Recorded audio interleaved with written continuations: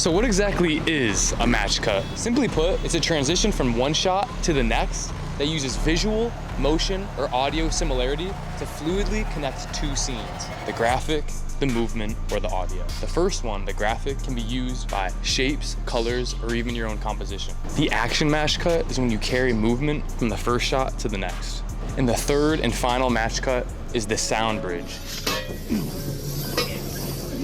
The main reason match cuts work so well is because our brain naturally looks for continuity in these connections. We interpret similarity, shapes, actions, sounds as meaning. My favorite part about a match cut is you can subtly imply a metaphor or a theme without smacking your viewers in the head. It's a great way to add visual flow, which will boost your engagement and the watch time of your videos. So using any of these match cuts aren't solely for aesthetics. This helps you connect ideas together. Just imagine how iconic your edits can become.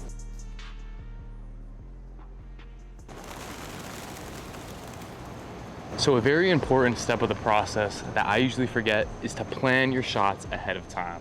So it's important for you to pick a shape, something simple like a stop sign, a human face, a tire on a car, or a bicycle, so you can match these objects, these shapes up ideally. Shoot at a straight on angle every time and give yourself some space in case you make some errors. You always punch it in. Now I know I went ahead and showed you the example on the stop sign, but I've been seeing a lot of circles recently, so I'm actually gonna shoot this circle here on the parking symbol. We're gonna get a couple other circle-like shapes to create this match cut. So again, finding exactly what shape is most common, finding an actual symbol that you want to portray. For me, in my situation, I'm seeing a lot of circular objects, so that's what I'm gonna do. If you can see on my screen, if you could keep the object, the circle, the square, the stop sign, whatever that object may be, in that middle box in the rule of thirds, whether you're taking a photo or a video, if you can keep it right in the middle there, and not so it fills up the whole box, but just so it fits in the middle, it's gonna allow for a lot more freedom in the edit. Now I'm gonna talk about the movement match cut. There's a variety of ways you can do the movement, the action match cut. The three I use mostly: a quick pan, kind of whip look that kind of blends the scenes together. You could also find an object like this pole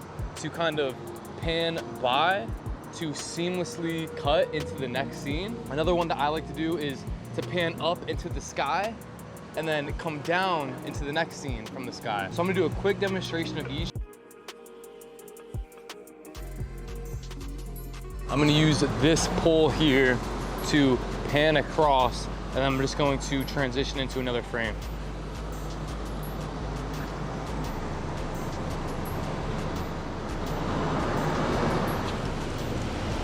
Cool. And then last one, we're gonna shoot up into the sky so the complete frame fills with the sky, and then we're gonna come back down from the sky on a different shot.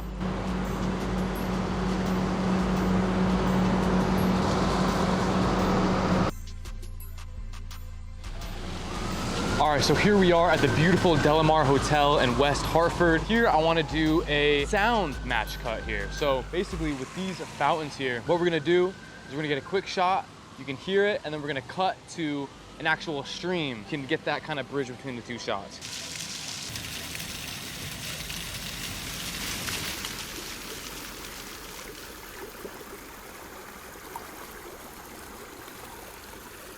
I personally love match cuts because they allow you to find the beauty in anything. If you're doing an object match cut, you can find a empty trashed can on the ground and see the circle on it and add it into your video. You can do a quick whip, a quick pan on the stars in the sky. You can do anything to blend your shots together, and it just makes it more fun.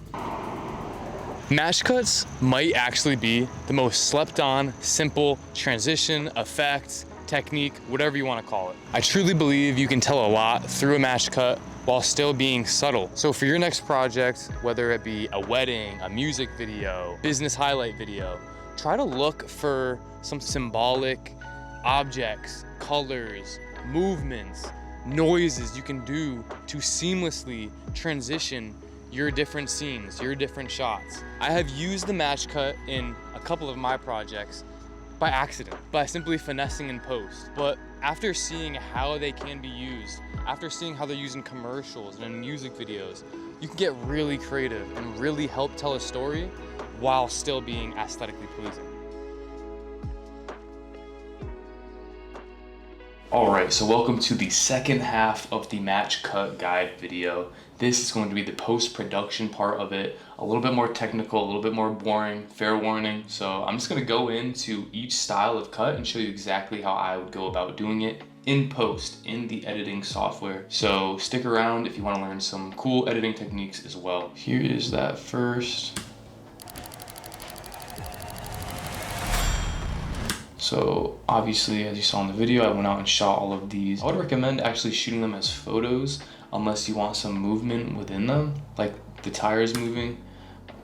But shooting the actual image is going to, most of the time, give you more room to play with in the edit because they're going to be higher quality. When you're shooting video, you're either shooting at 1080 or 4K for the most part. But with photos, essentially these DSLR cameras have a lot more data when you snap a photo as opposed to taking a video. It just has something to do with the frame size and the actual megapixels in the image. So I would recommend shooting photos. I just want to show you what the actual sequence looks like without me touching anything. That's what it looks like with me shooting all these circular objects. It almost looks like a done effect already. When I imported it, I was like, okay, so that's a good sign, seeing that it looks like that. And so here I have laid out the three types: the graphic, the motion, and the audio. Okay, so for these graphic ones, pretty self-explanatory. Click on the actual program window here. And then if you have my composition pack, you will have all of the guides inside of Premiere. So go ahead and go to that center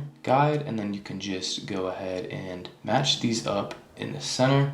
And to further enhance your match cut edit, you can go ahead and go to the match cut pack, and I'm just going to drop in my shape guides is a circle, a square, and a triangle. Here we're just going to use the circle. So dropping that on top and lowering the opacity by 50. So just going to opacity and making that 50. And then just lining each of these up. Again, using photos would be a lot easier because you won't have this like shake in it. So I'm just going to cut it there and then boom. That, trying to find the most still frame, like right there to right there, and then I'm just going to scale it up accordingly.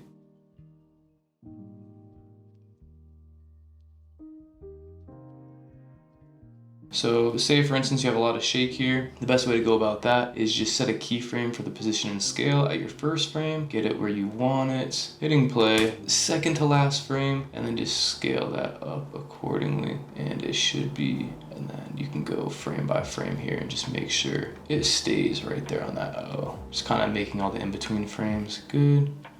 All right, and now there it is, nice and stabilized. I'm gonna cut the edge off there. As you can see here, it's a bit slow, but they're all matched up. So I'm gonna go remove these top frames of the circle. Go ahead and remove the guide. And then to spice these up, I would definitely shorten these frames. I'm just hitting W on my keyboard to cut all the way to the right. I would make sure that all of these frames are the same duration. So 1, 2, 3, 4, 5, 6, 7.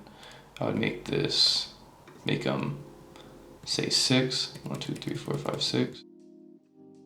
Inside of the match cut pack, there are sound effects. So if you go there to sound effects, there's different clicks you can use. I'm gonna go ahead and drop all of them in there. You can go ahead and nest it again, and then just kind of speed it up. 200 by 2, optical flow. Very simple, very easy. Obviously, there's a whole bunch of ways to sauce it up. Obviously, you'd color grade it, add the directional blur and whatnot. Here, I'm gonna show you how I'd go about doing this motion one. So as you can see here, we want to transition into this frame here by masking out this side of the pole. So as you can see here, I'm panning very slowly. So step one, I'm just gonna go ahead and speed this clip up 300%. And so instead of there being a bunch of frames in there, now there's only 1, 2, 3, 4, 5, 6, 7, 8, 24 frames, that's like gonna be a whole second long transition there. So just coming to this first frame here where it completely covers the edge there, clicking on this, going to opacity, using the pen tool and zooming out a smidge, you can go say 50%. Doing the whole outer box here, I like to rotate it because this one here usually gets in the way. So I like to have these two there. Hitting mask path, going 1 frame forward, just taking these points here and just moving along. Hitting the playhead, moving 1 mask forward, and then you can literally just drag it like so. Playhead 1 over.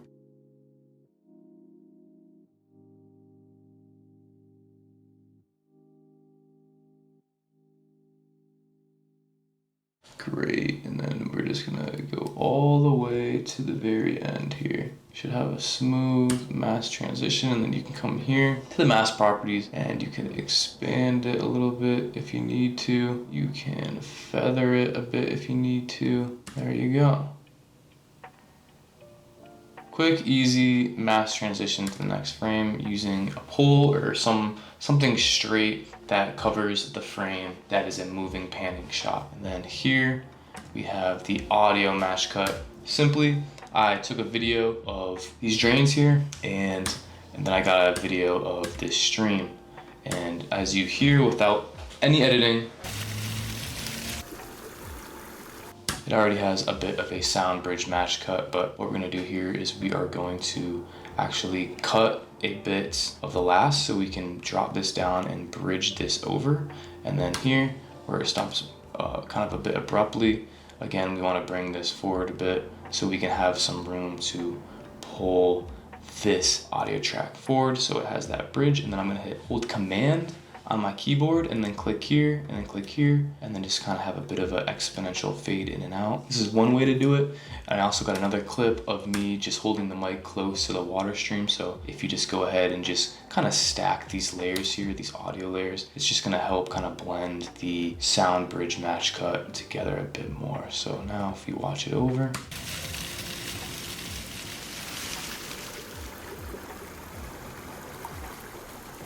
kind of seamlessly flows into the next scene using the sound. A much simpler way to do this, right? This is how you do it a little bit more professionally, right? So you can really have the most control over it. But the easiest way to achieve this sound bridge effect that I use in all of my projects, that is a huge cheat code, I believe, is literally just coming here, hitting Command-Shift-D on my keyboard, and that automatically creates a bit of a sound gain bridge there.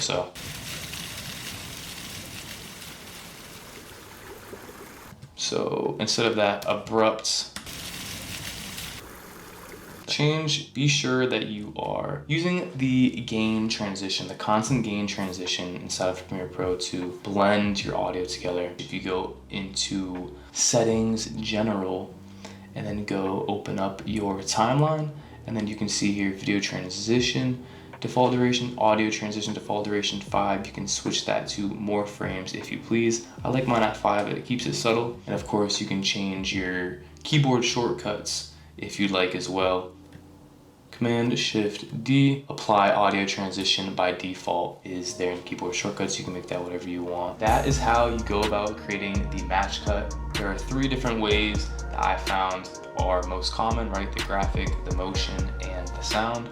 So go ahead and have fun using these in your projects. I hope this video helped. If you did enjoy the video and you are interested in creating these beautiful match cuts, go ahead to millman.media and get my match cut pack. Inside of it, there are guides, reference images, and sequences that I built out that you can use to your own creative advantage. Thank you so much for watching and have a beautiful rest of your day or night. Peace.